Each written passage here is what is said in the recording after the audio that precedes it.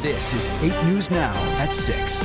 Well, 2018 has been a big year for UFO news. It was a year ago this month when the Pentagon admitted that it has been secretly studying unidentified flying objects and also released a few videos recorded by military pilots. All right, so this sudden reemergence of official interest in these unknown aircraft has also resulted in a closer look at older UFO cases and testimony, including one story that started right here. A new documentary film about UFO whistleblower Bob Lazar is out, and there was no way the I-Team's George Knapp would miss that world premiere. Yeah, you would have had to arm wrestle me to the ground. Longtime locals, of course, will remember what happened 29 years ago when Bob Lazar came forward, claimed he'd worked on ET technology out in the Nevada desert, and suddenly the Area 51 military base became known all over the world. We've done occasional updates with Lazar over the decades, but it is never easy to get him to open up. The premiere of this new film has fired up many of the same arguments about his credibility, but the first audience to see the movie didn't need much convincing. A line of eager fans stretched around a city block in downtown LA. A sellout crowd of 1,600 filed into the historic United Artists Theater to see a film narrated by movie star Mickey Rourke and to hobnob with like-minded enthusiasts. Some brought their Area 51 saucer model kits. At least one wore an ET mask. A few famous faces were in the audience when director Jeremy Corbell took the stage. So the reason why I made this film was because I wanted to know the truth. Now, people that are, haters and debunkers and people that just talk smack, I gotta tell you, some of you are in this audience. You don't know the story. You didn't get it right.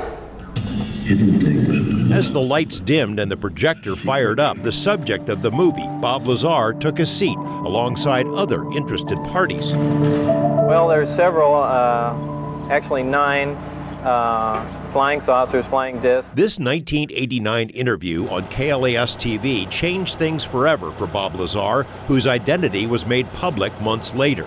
His story about alleged alien technology being stored and analyzed at S4, a camouflage facility built into a mountain south of Groom Lake, the heart of the now infamous Area 51 military base, set off a stampede. UFO researchers by the busload made the pilgrimage to the Nevada desert, along with major news organizations. The story put Area 51 on the map worldwide, inspired movies, TV shows, and books, led to the creation of the ET Highway and a namesake professional baseball team.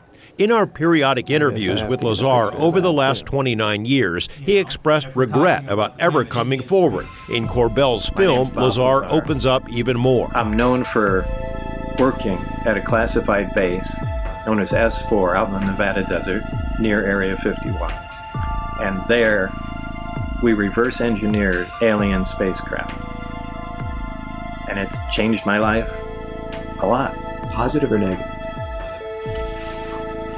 Well, for the most part, negative. Would you take it all back and just be Bob the jet car guy and never have done this if you can, or are you glad you had the experience? Yeah, that's hard to say. I don't know. I think I'd lean towards not, at this point in my life, I'd probably lean towards not saying anything. In the movie, Lazar goes into specific details about the technology he says he saw. Technology that is remarkably similar to the objects seen in videos released 1 year ago by the Pentagon and first obtained by the To the Stars Academy. These craft can generate their own gravity and bend space-time, Lazar said nearly 3 decades ago, and now the topic is once again generating waves of media coverage. Audience response to the film's premiere was overwhelmingly positive, enough to coax a visibly uncomfortable Lazar onto the stage with the director to answer a few questions, including about the attacks on his credibility that are now a staple on social media. Lazar says he doesn't blame people for their skepticism. No, I understand it's an incredible story, and I myself would have a really tough time believing it, as I said in the film. But the events that were portrayed occurred just like they were shown. And, quite frankly, I prefer people don't believe it because then I don't get asked questions and don't get bothered at all. On our website, we have a clip from the movie wherein Lazar describes the technology he says he saw. The characteristics he describes are remarkably consistent with 2 of the Pentagon videos made public 1 year ago. We also have posted the official movie trailer. And a word of disclosure, because I provided input to the director, my name is listed in these movie credits, but this is Jeremy Corbell's film. This story is extraordinary, especially if it's true. And it all started in the desert, just north of Las Vegas. A local scientist who worked at Groom Lake said to be where top-secret weapons systems have been tested over the years. He has asked that his identity be shielded. Exactly what's going on up there? What's going on up there could be the most important event in history. Physical contact and proof from another system, another planet, another intelligence. What would happen to you if the government learned that you were giving us this information? He just wanted to stay alive. Maybe this has been kept from us for a good reason. Sir, how do we know you are who you say you are? My name's Bob Lazar. I'm known for working at a classified base and reverse engineered alien spacecraft. It went all over the world. He put Area 51 on the map. Can we ever be made whole if we're not believed?